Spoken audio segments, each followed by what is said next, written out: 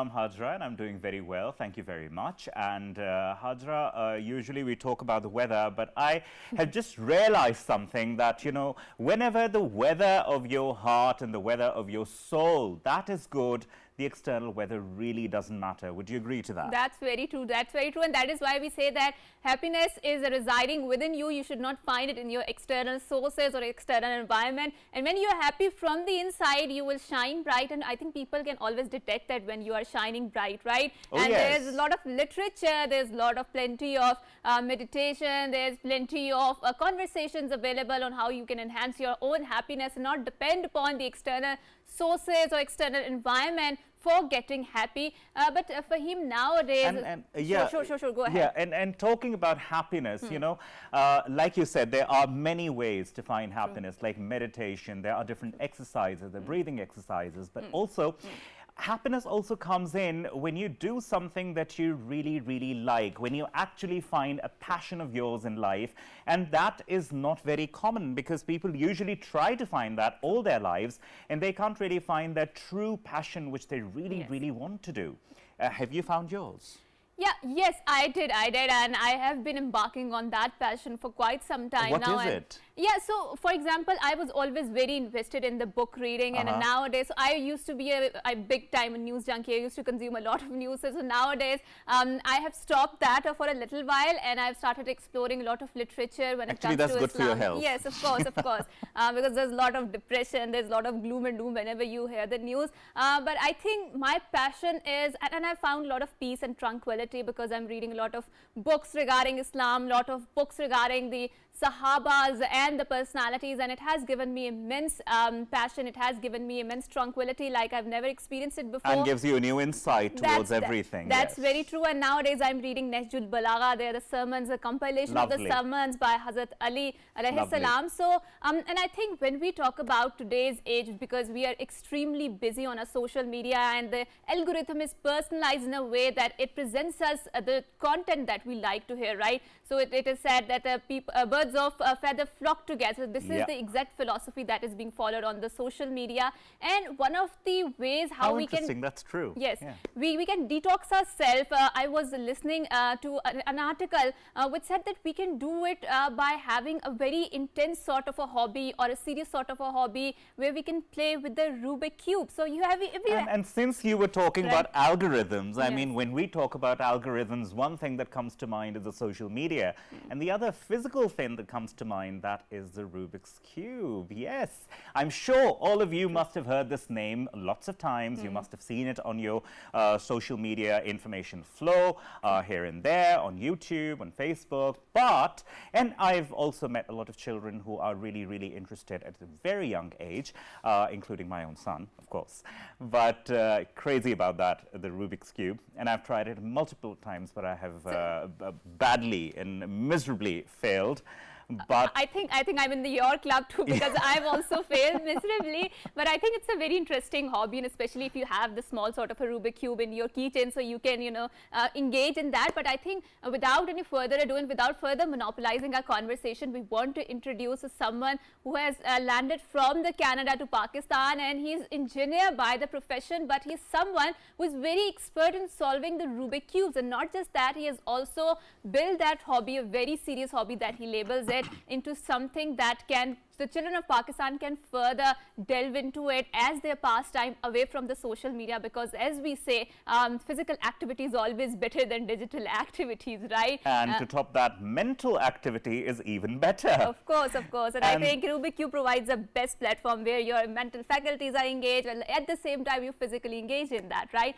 So without any further ado, we are very glad that we have been joined by someone who has flown from Toronto, from the Canada. He happens to be a mechatronics engineer. He is Abdullah Gulab, and he's also the World Cube Association delegate. So we will further delve into his personality. But before that, Assalamu alaikum, Abdullah, and thank you so much for coming to our show. Assalamu alaikum. Thank you very much for having me. It's a pleasure to be here. Abdullah, it's an immense pleasure to have met you today, really. Now, Abdullah, if we start our conversation, we know that you started at a very, very early age. When was it that you actually realized that, okay, I'm actually interested into this and I might take it as a serious hobby? So Well, the first cube I ever got was from my mom. That was back in 2008 in Pakistan. But when I moved to Canada in 2013, that was exactly when I got challenged by my friends in high school that if these guys can do it and you're so good at math and these science subjects, how about you show us and that you can solve a Rubik's Cube? And obviously I didn't. So I went back, for a week. I learned how to do it, memorized a few algorithms, as you mentioned, from a piece of paper. And then one day I came and I started, solving it in front of them. But then I found out there was a club in my school, and then it just took off from there. I started participating in the club, and now here I am as a delegate for the World Cube Association. And can you further explain and delve into, how does this association works if someone wants to join it? And, is there any prerequisites that a person needs to have for joining this club? And how young does a person need to be? Because Yes. obviously there are many children who are interested. So the beauty of the World Cube Association is that all the competitions are open. There is no age bracket. You can be as young as an age where you can solve the cube. That's the only requirement. You need to be able to solve it, all the way up till we had a grandmother and a granddaughter aged 80 and 4 years old, That's competing wonderful. together at the same competition in Canada. So there is really no barrier to entry, so to say, as long as you're able to solve a cube. But the thing is that when you're taking part in these competitions as a competitor, you just need to find the WCA website, see a competition close to you. It's easily searchable in your country, and then all you have to do is register and then just come over to the location. All details are provided. But to be in a position where you are organizing these competitions and delegating, that requires some commitment on your part, and obviously learning all the rules and regulations, because as a delegate you're responsible from start to end, organizing pre-competition activities, competition activities, and post as well. All right. Also now, Abdullah, since you said you organize these events, right? How much energy does it take in doing so, and when did you learn that you actually want to organize such events? Was it because of a dearth of resources in Pakistan that you felt there is a lot of talent in Pakistan? Perhaps there are a lot of children who want to come into this, and maybe that's why you thought about getting into organizing these events? There's a saying like competition breeds innovation. So for me, it was the competitive nature of this sport. I'm very competitive by nature because I do other sporting activities. My family as well was involved in sports and other educational activities. But then when I saw that in cubing, there are competitions, I can represent my country on a world scale in something I'm good at, even though it's a hobby or a game, and it might take some of my time. My free time, maybe I won't watch that TV show for 1 hour or play the PlayStation back in the day for a few hours. I'll actually do something where I can go represent my country. So then I pushed myself, and this was back in 2017-18 when I came to that realization that I was the third Pakistani who ever competed in the World Cube Association. I see. Pakistan never had actually had a single competition. We're the 5th most populated country, and there are competitions in countries as small as Malta, Madagascar, and which are a fraction of our population. True. So how did Pakistan not have a competition? And then I delved down into the history of why these competitions didn't happen, and it came down to no one was willing to put in the time and effort, and the support structure was not there. So my Canadian delegates actually helped me also, as the competition I'm hosting this week as well, including the ones in 2018 and 2019. And on top of that, my family supported me, friends, and even other delegates from our neighboring countries helped for the first competition in 2018 and then so forth. That's wonderful. And I think, so is there any time duration in which you have to complete it? So what are the prerequisites for that? And I mean, you have to be physically present, right, in order to solve that cube, right? Correct. And that is happening in every country. So what are the formalities of that? So, like I mentioned, you need to know how to solve it. Now, I have here 4 cubes, and I'll just pick up the regular 3x3. We need to be able to solve a regular 3x3 to take part in 3x3. Right. They all have rules and regulations. Right. As a competitor, you bring your own cube. We take it in the back to get it scrambled. You wait at a waiting station. When we call your name, you come sit down, and you have a scrambled cube just sitting there.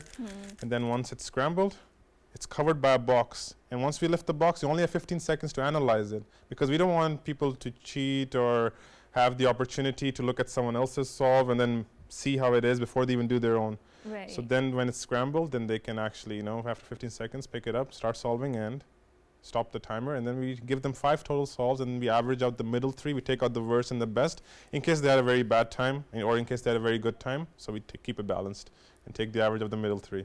And what's the current record? The current record for, so we have two things. There's a single, which is the best solve, one best solve, and then there's the average. There are always two categories for every event. There's 17 events. The world record for 3x3 single is 3.13 seconds. Oh my goodness. Held by an American individual named Max Park. And he's a teenager. But the average is held by a young kid who hails from China. He's 9 years old. His name is Yihang, and he solves it. The average was around 4.4 seconds, somewhere around that. Oh my I think you need to have a very intense mathematical goodness. brain for that to solve Imagine, it. Hajra, Yes. 4 seconds, 3 seconds. I would be on it the whole day. And I I wouldn't think be able if you to. talk about me, I would be on it for the whole week. You know, what are you talking about, Jay? But Abdullah, so far, how has been the response in Pakistan particularly? Is it encouraging? How do you see its scope? So I know it's maybe not a good thing to say, but COVID really helped market many things on social media, and cubing was one of them. Back in 2018 and 2019, we had 28 competitors and 41. Okay. This competition in 2022, I had to deny 31 people. I had a competitor limit of 80. That's maxed out. And then I have 31 people who paid, and they were waiting for people to drop out. So we had 111 people who paid and registered. Interesting. But I could not accept them because I don't have, I'm the only delegate in Pakistan. And when we do these competitions in Canada and around the world, we have tens of delegates. It's much easier to divide that load. With one delegate and 80 competitors, it's almost a difficult thing to manage. And that's why I had to limit that to a certain extent. So are you holding any competitions in Pakistan? Because I know for a fact that you're here for this particular purpose, right? Correct. So where is this being held? How can people reach out to you if they're interested, their children are interested? Of course. So we have a competition this Saturday. Registration is obviously closed. It closed last week because we need some preparation time. Right. But it's happening in Jinnah Supermarket in Islamabad and at Hotel Hillview. It's right next to one of the big malls there in Jinnah Super. And we were fortunately grateful enough to be sponsored by Hotel Hillview to have that venue for us for the entire day where we're hosting the competition. And it starts at 9 a.m. in the morning. That's when the first event is. And it ends at around 7 p.m. in the evening. And how they can get in contact? Well, we have an organization that's recognized by the World Cube Association called Cubing Pakistan. And we have all our contact details there, including the website, the links to the WCA page, where you can find my email if you just search it up, Abdullah Gulab, and my email address will show up, and a lot of other things that will be needed to contact me as a delegate. Right, and Abdullah, we have this particular stereotype, especially among the Western people, and it's a positive stereotype regarding the South Asian people, that they're maths wizard, they're very genius, they're very good in engineering or in the medical field. So do you feel, I mean, if you talk about this particular positive stereotypes about the South Asian people being the maths wizard, that they are more predisposed to solving the Rubik cube? So far, what is your response on that? You know, I think we should embrace things like these. These are positive stereotypes, and if someone says that, okay, maybe you're good at cubing, you're also good at math and science, I think that's a compliment, so to say. If we start taking it negatively, then we might take everything negatively. So yes, you might find more people who are math or science wits that might do this, but you can find a fair number of other people who are doing sciences or arts and other things that are also involved in this for other reasons.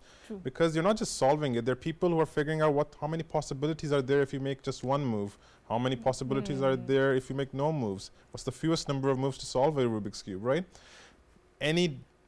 Or people paint murals. I have around 1,000 cubes back in Canada, which I recently ordered because I like to build murals. Oh, that's interesting. So you can be an art major, you can be a science major, you can be involved in cubing in a multitude of different ways. All right. I once was trying out a cube, right? I went to YouTube and I was, looking through the algorithms. Okay, I'll you were looking for definitely, the cheats, huh? yeah, the cheats, right? I'll definitely learn it today. And I just could not find one particular method. And you just mentioned that people are looking for other ways and means how to do.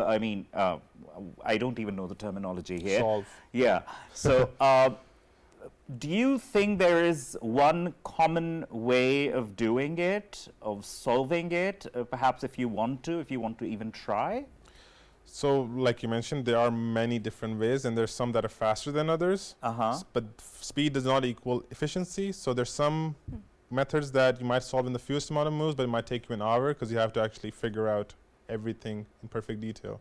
but the most famous one is called the CFOP method, which means cross, F2L, OLL, and PLL. Okay. That's the name. That's super scientific. Okay, Yeah. explain it to us. Once you get into it, you understand what OLL is, like orientation of the last layer, permutation of the last layer, and all of that. So this was invented by a woman named Jessica Friedrich, and some people call it the Friedrich method. So it's the most common and easy to learn method which you'll find online. And then you have other methods that other people use that as one-handed is an event in cubing. Right, Some methods are easier for one-handed, so you can move the cube easily with your Interesting. left hand. Oh my God. I'm righty and my left hand moves faster because I've been it's like my fidget spinner, so to say. I'm writing or Okay. working on things with one hand and I'm solving this on the other.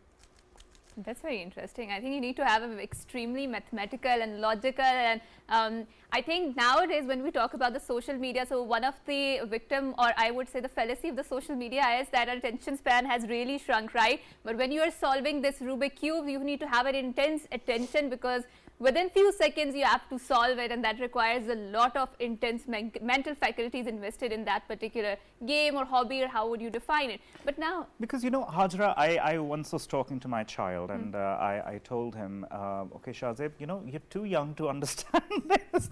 I regret saying that now because as Abdullah was telling us, that there is no age limit. True. The kid he was talking about in China, he's, I believe, 8 years old. 9 Yeah, years. no. I Yeah. regret saying that to my child now because he's 8. Yeah. And I told him, okay, when you grow up, you'll do it. I think kids have a very strong intuition, gut feeling, and we need to trust that because it is more stronger than the adults. But now, Abdullah, let's tune in into your life and then let's explore other aspects of your personality. So you are a mechatronic engineer, and I can understand that, and I can see that you know you have a mathematical brain, and that is why you're so good in solving the Rubik cubes. But like you said, that it's not necessary, right? You just need to have a passion for solving that. But so far, how has been mechatronic engineering, and why did you particularly choose this field? Well, from a young age, I had a passion and I wanted to do something that related to space, because when I see birds in the sky, they're free to move, to travel to places, and they're high up, like an eagle. There's nothing higher than an eagle when it soars. So that was my passion, and when I went to Canada, I got involved into aerospace. My first 2 years were in aerospace, then I specialized in mechatronics and solid mechanics.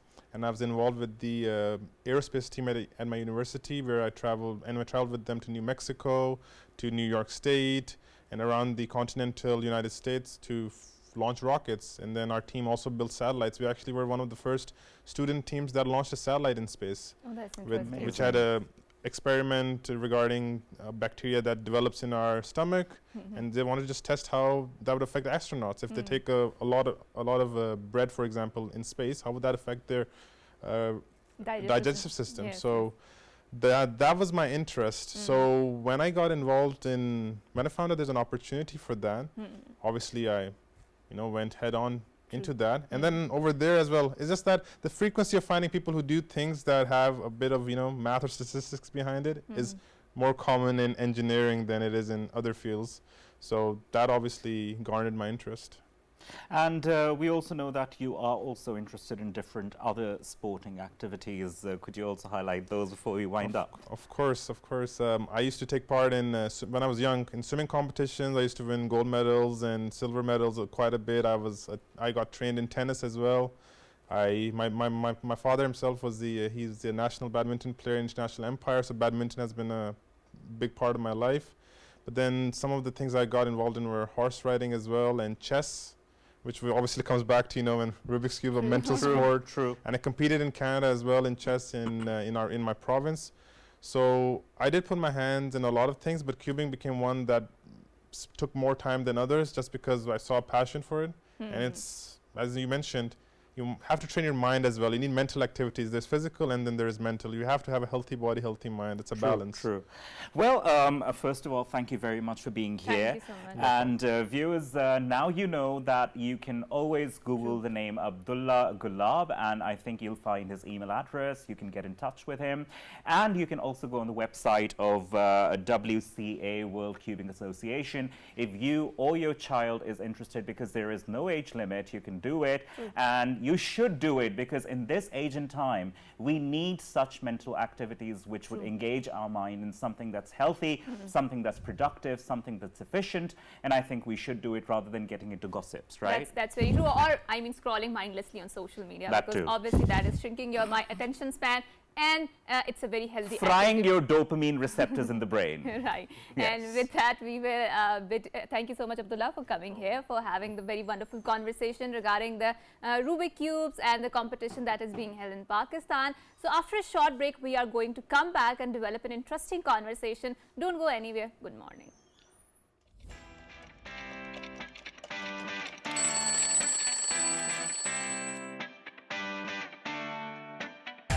Welcome back to World This Morning with Hajra Sati and Fahim Bangish.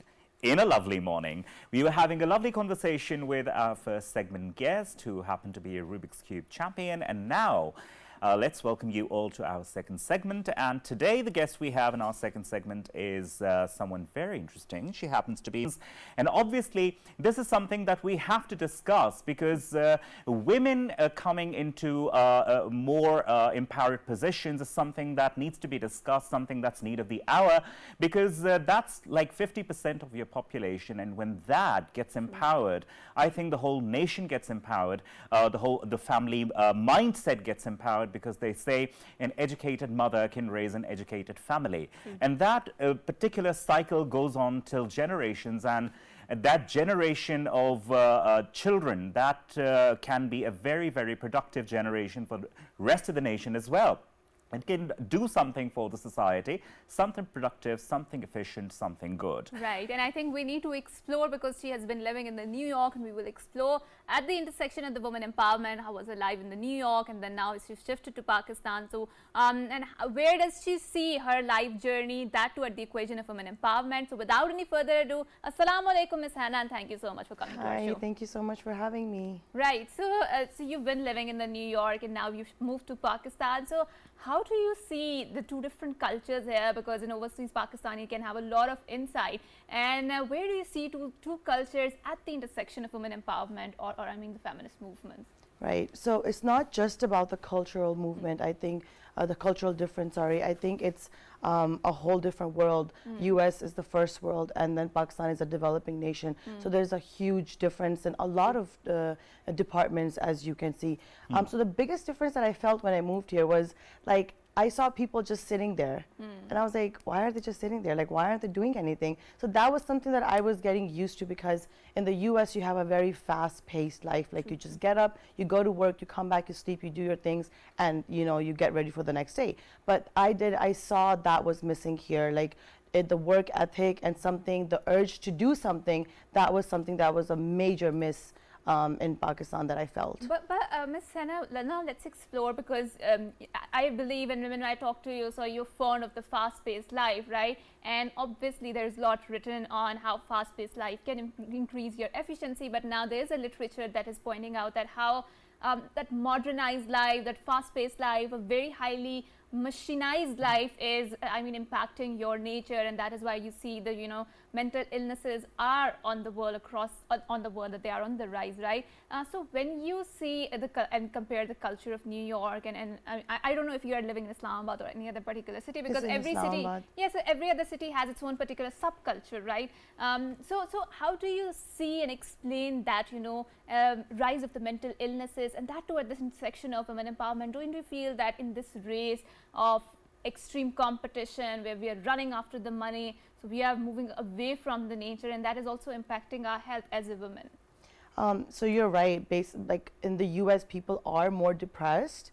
The people over here are much happier, because they are, there's a strong family system in Pakistan as well, that kind of takes off the burden of working. You sit around, you have a discussion, you laugh things off. So that's something that also benefits you in a way. But in the US, everyone runs on coffee, and that gives you an anxiety and depression, and you're just like, which way am I going? You just feel like a machine. You get incorporated in that network that never ends.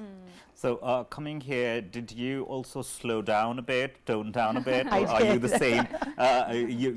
Following your own mechanized system. I do feel a bit relaxed. relaxed when I'm here. I kind of, not that I slow down or tone down a lot, but I try to motivate others to do more instead of, toning myself down. But yeah, I do relax a bit when I'm in Pakistan. And you think it's more balanced this way? It is a little bit more balanced, but then again, there's some other things that we need to see which way we're going. If we, just think about, okay, we're happier, so that's one thing. We're happier, so that's all. But I feel like that may also not benefit you in the longer run. In the longer run, yes. Right. It's you're not right. just about happiness. Like Yes. happiness is not going to pay your bills, right? True. So at the end of the day, you are going to be like, I need that money. Yes. True, So true. yeah. So also, now talking about your profession, you happen to be a businesswoman, you happen to be a lawyer. Now, if we compare the two different worlds that we're talking about, and the amount of women coming into law, the amount of women who are becoming entrepreneurs, how do you compare the two? So whenever I try to do something, I always have this thing in the back of my mind that I want to be an inspiration for the younger girls, or for those girls, especially in Pakistan, that are scared to take the first step. They're Yes. thinking so much. So whenever I'm doing something, be it my business or my law degree, I always tend to inspire other, like, women, especially women. So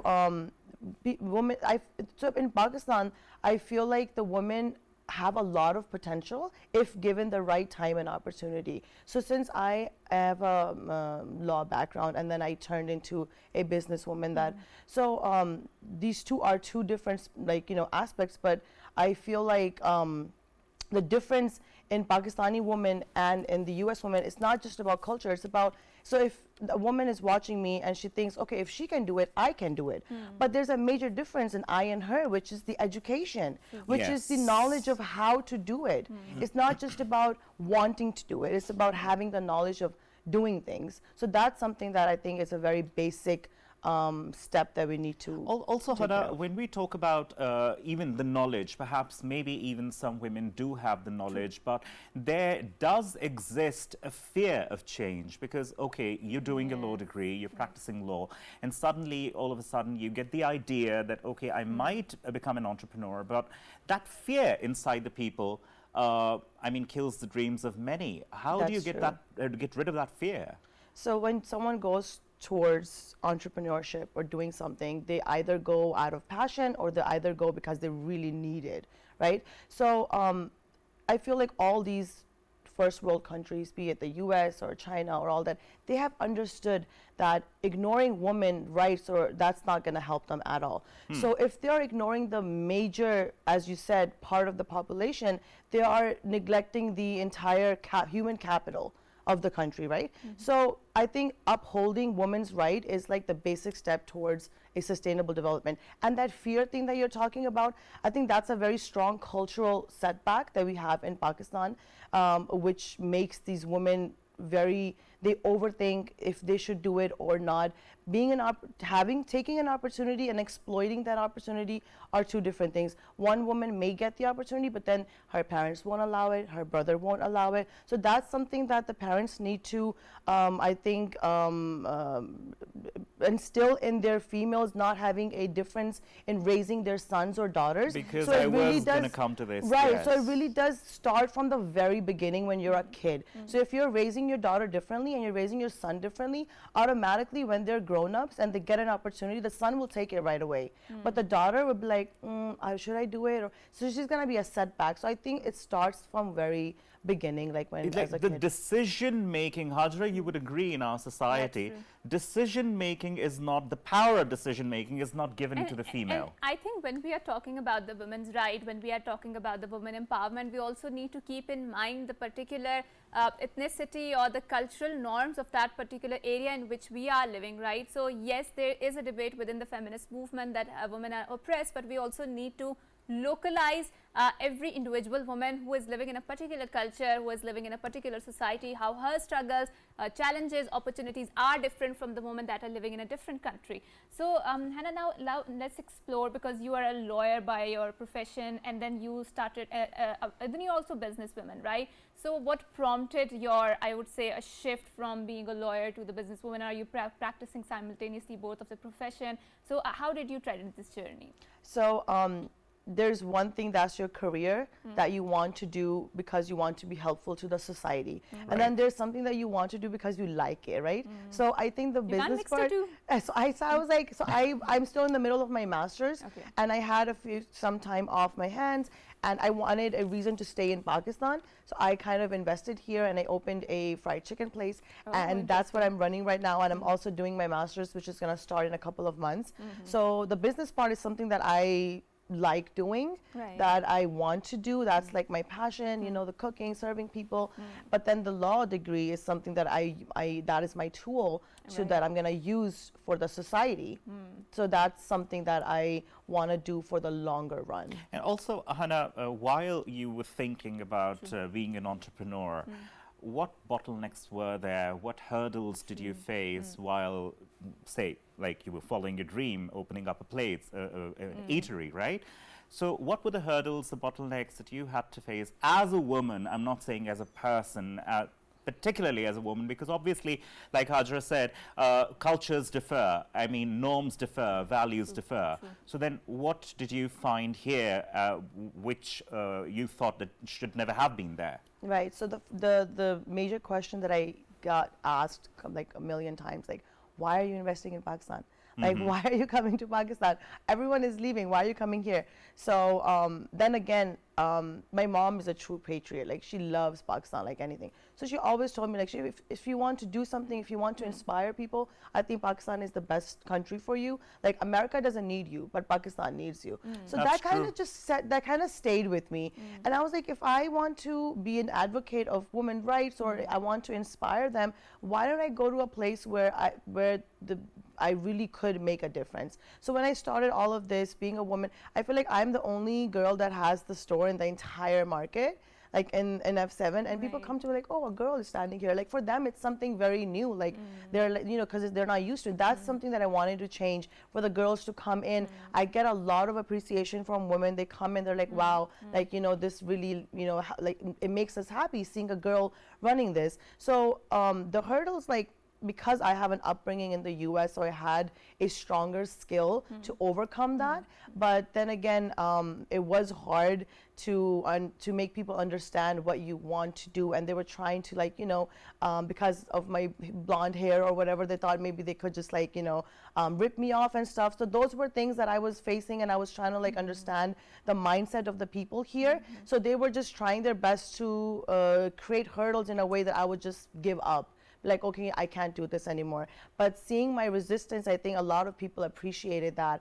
And so I think that is a good feeling for me, where I stand, I'm like, okay, I did it. Like, I did it, I built this. And if, like, you know, people are coming in and appreciating that, especially girls, that makes me really happy. And I think subtly you have underlined or underscored a very important concept, or very important theme within the further sub-themes of the women empowerment when we talk about it. Because I think one of the hurdles, and especially there are discourses, academic discourses on the women empowerment, that speaks about the notion of the honor, and especially in the South Asian culture or in the subcontinent, right? So a lot of women, they are unable to access the safe spaces because their family members think, or generally they think, that the spaces, public spaces, are not secure or safe enough, right? And their honor might be at, you know, at a danger, or that might be desecrated, right? But you standing in a F7, and F7 is a posh area, right? It is an area where elites throng generally, and it is located in the core of the capital, right? So what sort of conversations do you think we need to have in our country when we talk about the women empowerment, that is coming from a very personalized tone of yours as a woman entrepreneur and someone who is running an eatery which is located in F7? So as you said before, that if you have an educated woman who has a family, she can automatically run that through generations, right? So when we talk about raising kids differently, or when we talk about honor killings and, you know, taking that into a serious account, there is still a female in that family system, right? So if she's empowered, she will automatically have her daughter safe. But then again, she's also fearful, so her daughter automatically just reflects what her mom is, right? So I think that is changing along because we're going towards modernism. Pakistan is also going towards modernism, even though it's pretty late, but it's still going there in baby steps. I do feel that I am very hopeful that it will change because of our generation. They're watching the other countries. They're watching through social media. They know that they are watching the real difference they have in this country. So I feel like as long as they're getting the information and they're getting the they're seeing the difference of the gap, I feel like they're the ones who are going to overcome this gap.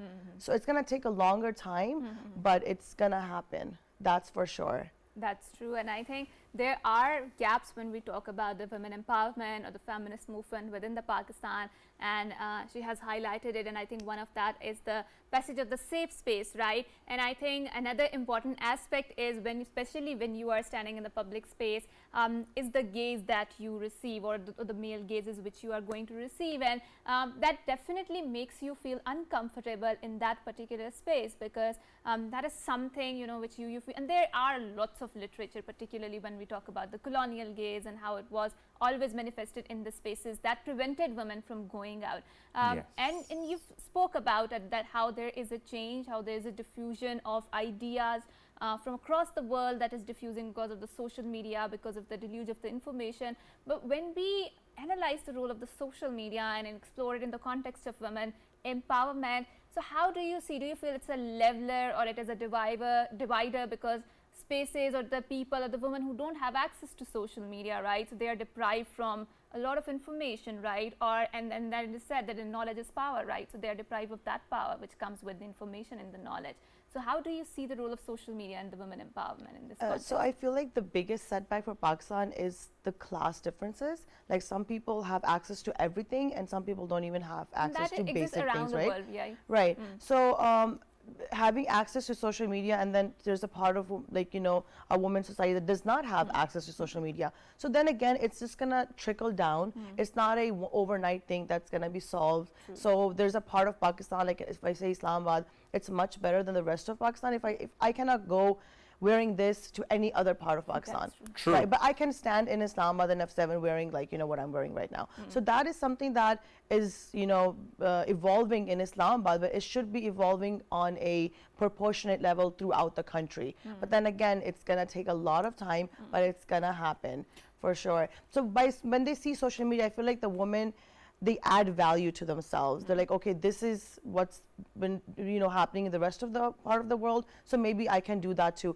So it is setting in their minds, and I think it's gonna become a knowledge that's gonna pass on to the generations, and it's gonna just trickle down, and that's where the real change is gonna start. Also, Hannah, I want to know, as a male individual, part of the society.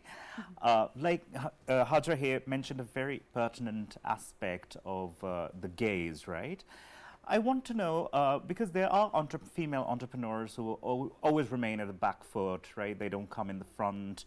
They don't have to do the social interactions. Since you have to do that, how problematic do you think it has been so far for you to have the social interactions? Because obviously, each and every kind of an individual would come to an eatery. You can't just refuse everyone, right? That's true. And there is, I'm sorry to say, but a majority of the people who are pretty weird as far as gazing and as far as loitering there, uninterested. That's so true. So being the owner, if I'm standing there, I can't just kick anyone off of my property. Like it's my customer, right? I have to also maintain that. So I asked someone, I'm like, just go get rid of that guy. So there are like all kinds of people walking in, some actually mean business, some actually just come in and be like, oh, I'm just gonna sit here and check her out. So I do feel like, I think women have like very strong intuition. Like we can even like feel the eyes from like across the room, right? So I do feel like there's a lot of customers that walk in just for that. but I manage them pretty well. I think I do. But it's been, but so far, since because of the area, yet again, it's Islamabad, it's F7, so it's still better, but it's still not that, I wouldn't say it's 100%, but it's still better than much of the areas. And I'm still learning how to deal with like all kinds of people walking in, besides being the owner and the customer relationship. Actually, Hannah, I'm very happy that you have chosen Pakistan to do business, and I'm very happy that you've come back all the way and acting like a true patriot. And I think we need more people like you, and to inspire young women of Pakistan to do more. And I think this can perhaps change the future of Pakistan, but if not in the near future, perhaps in the far-fetched future. And we are going to see golden days as far as Pakistan is concerned, as far as entrepreneurship is concerned, as far as business is concerned. Hannah, thank you very much for being part of our show and taking out time. Thank you so much for having me. It was awesome. Thank you so much. And I think Fahim wrapped it up very nicely. And with that, we are bidding you farewell. Until next time, it's a goodbye, Allah Hafiz, and good morning.